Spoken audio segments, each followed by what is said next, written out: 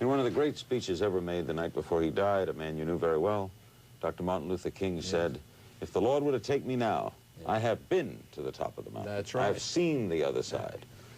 You have as well. That's right. I have seen the other side, and I've been with Martin Luther King, and we talked about it a number of times. We went to Latin America together and spent a couple of weeks in Brazil together.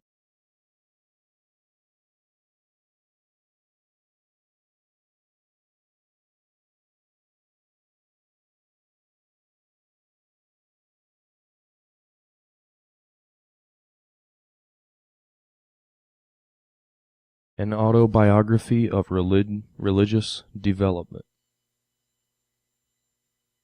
by M.L. King, Jr. Page 9.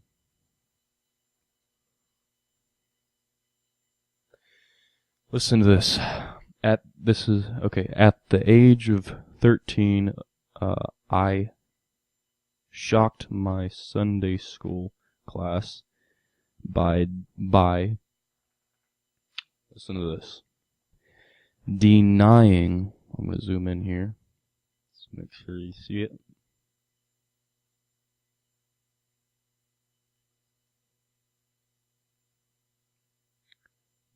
Sunday school class, by denying the bodily resurrection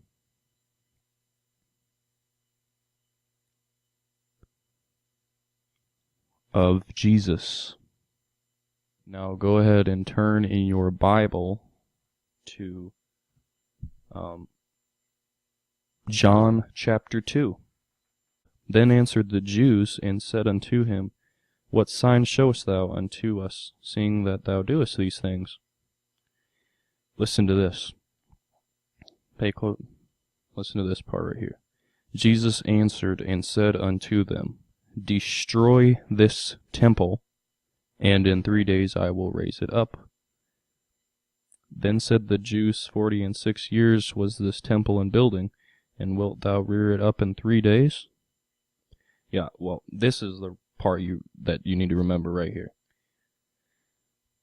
But he spake of the temple of his body, Jesus' body.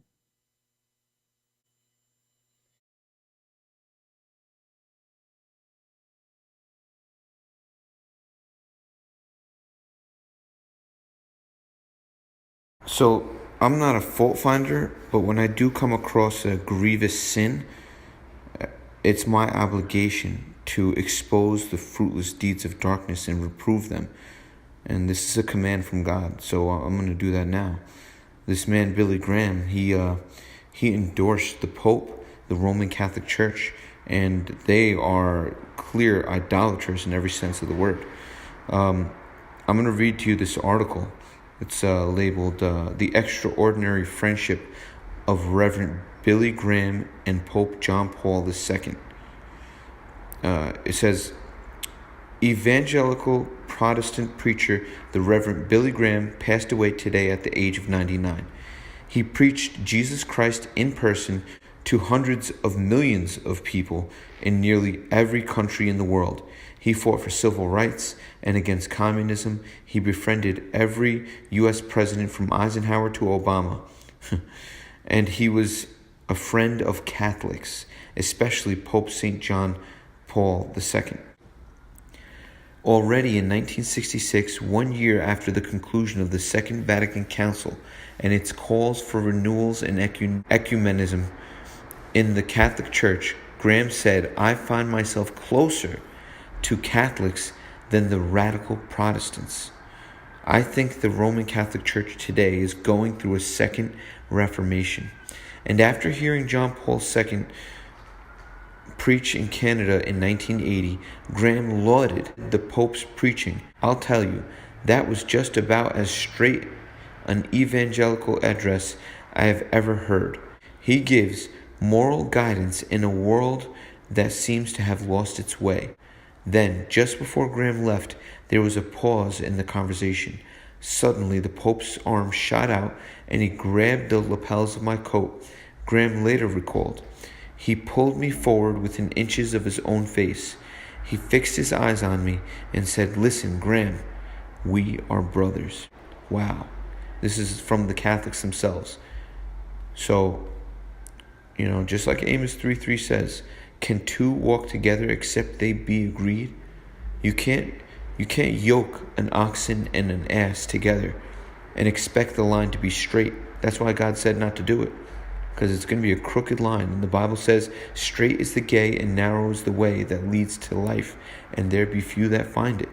We need to be aware of these false sheep, these false teachers. They're actually wolves in sheep's clothing. You don't pick grapes from thorns, and you don't pick figs from thistles. A tree is known by its fruit. And condoning these idolatrous teachers, this is damnable heresy. The Bible says that all idolaters shall have their place in the lake of fire. The Bible says in 1 Corinthians chapter 5 that we should not even eat with idolaters nor associate with them. God judges those outside the church. Those within, should we not judge them? Therefore, purge the leaven from among you. Expel the wicked brother from among you. Any man that calls himself a brother who is an idolater. We need to do the same. We need to expose the wolf. We need to expose these fruitless deeds of darkness. Reprove them.